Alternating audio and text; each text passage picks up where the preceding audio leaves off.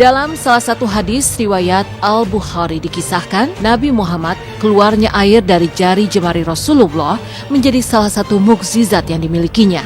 Suatu ketika Nabi Muhammad SAW pernah disodorkan sebuah wadah air oleh salah satu sahabatnya. Beliau kemudian mencelupkan tangannya ke dalam wadah air tersebut. Maka atas izin Yang Maha Kuasa, air memancar dari sela-sela jemari tangan baginda Rasul. Dan yang lebih luar biasanya lagi, air itu cukup untuk digunakan oleh para sahabat yang berjumlah 300 orang untuk berwudu. Tak hanya sekali, mukjizat ini pun juga pernah disaksikan oleh cucu Rasulullah SAW.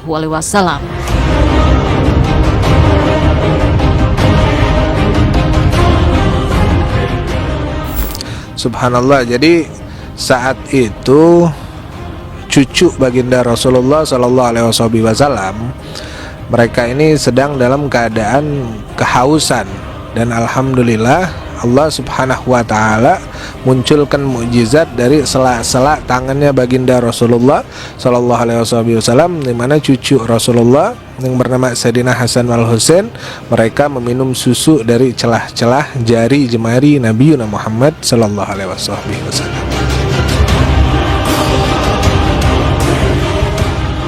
Sebetulnya kan kita tidak bisa melihat dia secara langsung ya. Tapi dari apa yang saya dengar, apa yang saya baca, beliau ini adalah sosok yang luar biasa. Bisa dibilang dia adalah yang menyelamatkan umat supaya bisa selamat hingga hari akhir nanti. Ya itu kan sejarah yang sudah terjadi ya gitu, walaupun kita nggak ada di pada masa itu gitu, kita alhamdulillah masih kedapatan bisa mendengar ceritanya.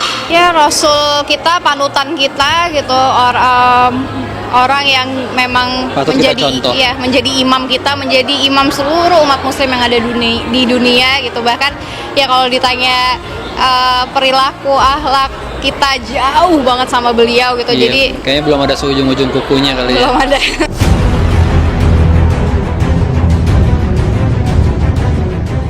Dalam sebuah kisah lainnya, suatu malam Allah Subhanahu wa taala menurunkan mukjizat kepada baginda Rasul sallallahu alaihi wasallam. Kala itu kaum musyrik di kota Mekah meminta beliau untuk membelah bulan sebagai bukti kebenarannya sebagai Rasul. Di malam bulan purnama itu, Nabi Shallallahu Alaihi Wasallam memohon kepada Allah agar mengabulkan permintaan mereka. Dan secara tiba-tiba, bulan pun terbelah, membuat para kaum Quraisy tidak percaya dengan apa yang mereka saksikan. Secara ilmiah, dalam hasil studi para peneliti antariksa menjelaskan, memang benar bahwa bulan menyusut sebanyak 182 meter.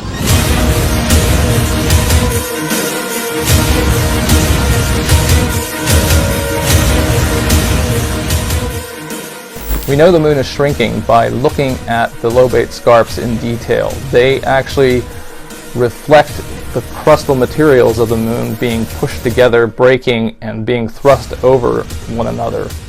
So that indicates that something has been causing the moon to actually contract or shrink.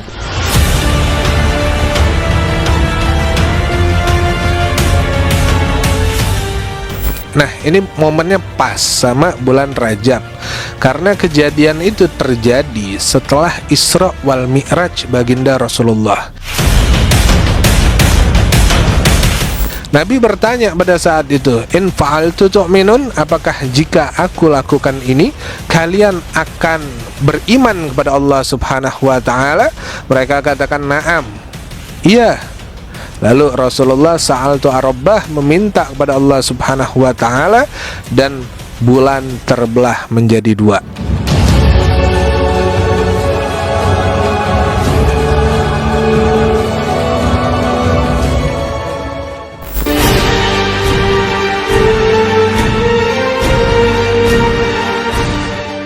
Kebenaran Nabi Muhammad SAW sebagai seorang nabi dan rasul juga dibuktikan dengan keajaiban alam, termasuk di dalamnya sebuah batu yang memberi salam kepada sang nabi.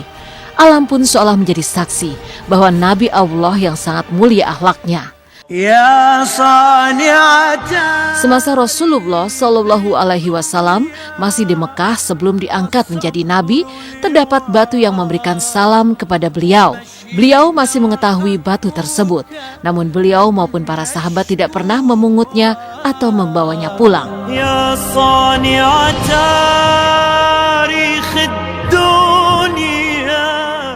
Dengar nama itu ya merinding aku. Nabi Muhammad udah jelas adalah merupakan sosok yang harus menjadi panutan, harus menjadi jalan hidup. Perilaku beliau, nasihat beliau, perintah beliau itu sudah menjadi keharusan kita sebagai muslim untuk mengikuti jalannya dan berita-beritanya supaya kita punya jalan untuk menuju ke surga gitu kan.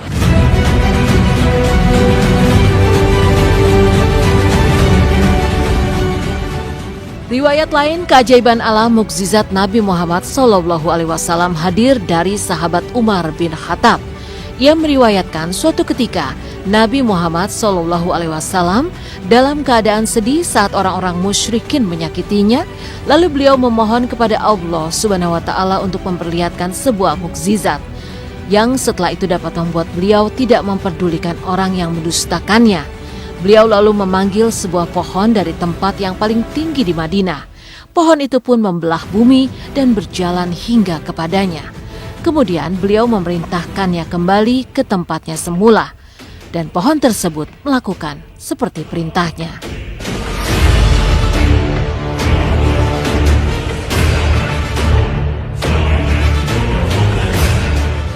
Ketika seorang Arab Badui berjumpa dengan baginda Rasulullah, kemudian dia menantang baginda Rasul, dia mengatakan, "Ya Muhammad, kalau engkau betul-betul seorang Rasul, aku minta pohon yang ada di sana coba suruh datang ke sini."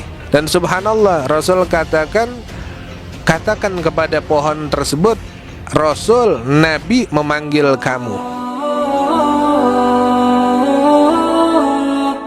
Pohon tersebut berjalan menemui baginda Rasulullah dan mengucapkan salam kepada Rasulullah.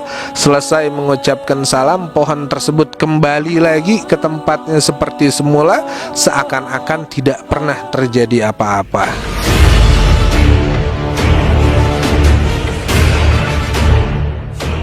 Dalam sebuah kisah, Nabi Muhammad SAW bersama para sahabat melakukan perjalanan dari kota Mekah ke Madinah dan melintas di depan kemah seorang wanita dermawan. Namun, pada saat itu sang wanita tidak memiliki persediaan makanan dan minuman sedikit pun. Hanya ada seekor domba betina kurus yang sudah tidak menghasilkan susu lagi. Rasulullah SAW kemudian mengusap kelenjar susu domba betina itu sambil berdoa kepada Allah Subhanahu wa Ta'ala. Sungguh ajaib, domba itu pun membuka lebar-lebar dua kakinya dan mengalirkan susu yang berlimpah.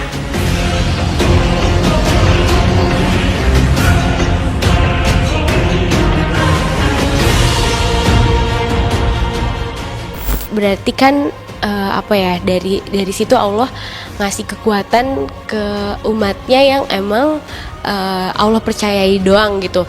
Hanya orang-orang tertentu atau umat-umat tertentu yang bisa seperti itu gitu. Jadi dia imannya tinggi banget gitu berarti sama Allah.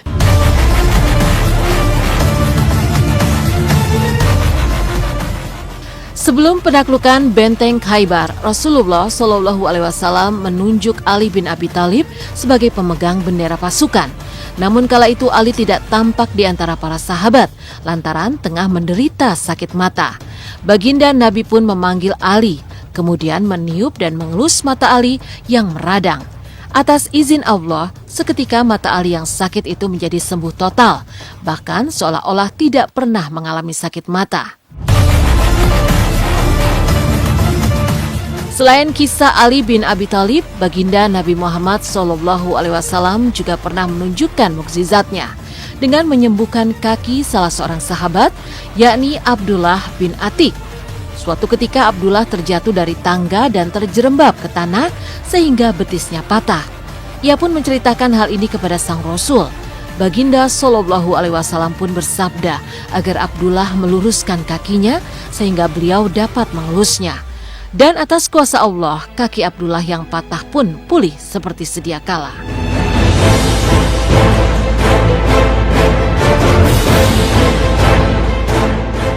Aku percaya sih sama yang namanya keajaiban dari Allah Subhanahu Wa Taala. Jadi kalau menurut dia terjadi ya maka terjadilah. Jadi ya hal-hal seperti itu ya namanya udah takdir dari Allah ya pasti bakal terjadi sih. Jadi aku percaya sih gitu. Saya cuma bilang gini, apa yang terjadi adalah kehendak Allah.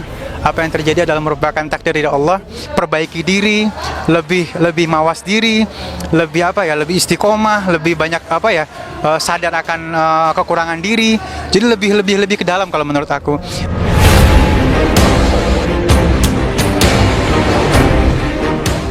Suatu ketika, seorang sahabat bernama Abu Talhah dan istrinya mengundang Nabi Muhammad untuk makan di rumahnya. Singkat cerita, Abu Talhah hanya memiliki makanan yang sedikit. Namun ternyata baginda Rasul turut serta mengajak para sahabat lainnya untuk makan bersama. Sebelum acara makan dimulai, Rasulullah Shallallahu Alaihi Wasallam berdoa kepada Allah Subhanahu Wa Taala atas makanan yang dihidangkan. Akhirnya, semua sahabat dipersilakan makan secara bergantian.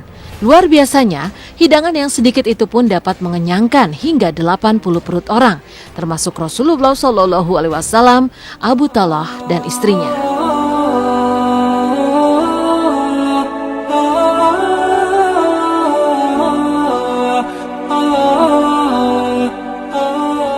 Subhanallah, berkahnya baginda Rasulullah SAW. Orang yang masuk, setiap yang masuk semuanya kebagian makanan. Sampai ratusan orang masuk, saat itu keluar, mereka semua tidak keluar kecuali dalam keadaan kenyang.